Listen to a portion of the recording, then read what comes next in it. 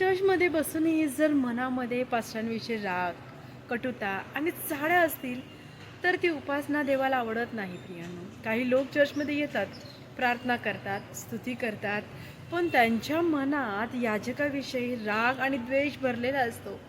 ते स्वतः शांत राहत नाहीत आणि मंडळीत असलेल्या नवीन व्यक्तींनाही पास्टरांविषयी चुकीच्या गोष्टी सांगून त्यांच्या मनात शंका आणि अविश्वास पेरतात. पण बायबलचं वचन सांगतं, दुष्ट माणूस कलह निर्माण करतो आणि चाड्या करणारा जीवलग मित्रांमध्येही फूट पाडतो. असे लोक तोंडावर गोड गोड बोलतात, पण पाठीमागे विष पसरवतात.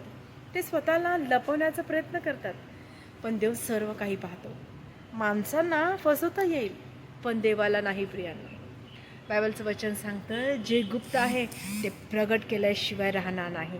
देव योग्य वेळेला अशा लोकांचा स्वभाव आणि त्यांची खरी वृत्ती उघड करतो बघा.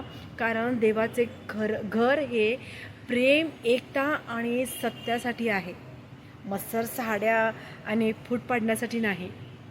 जर तुमच्या मनात एखाद्या सेवकाविषयी राग असेल, तर चाड्या करण्यापेक्षा प्रार्थना करा. कारण दुसऱ्यांचा विश्वास तोडणारा माणूस देवासमोर उत्तरदायी ठरेल. तुमच्या तोंडातून कोणताही भ्रष्ट शब्द बाहेर पडू देऊ नका प्रियांनो. जर तो ऐकणाऱ्यांना कृपा देईल असा चांगला शब्द बोला. बायबलचं वचन सांगतं, लक्षात ठेवा, तोंडावर गोड बोलून आणि पाठीमागे विष पेरून कोणीही देवापासून लपून राहत नाही. देव सर्व पाहतो आणि योग्य वेळेला सत्य समोर आणतो. चर्चमध्ये बसणे पुरेसे नाही, मनही ख्रिस्तासारखे असणे आवश्यक आहे. आमेन. God bless you.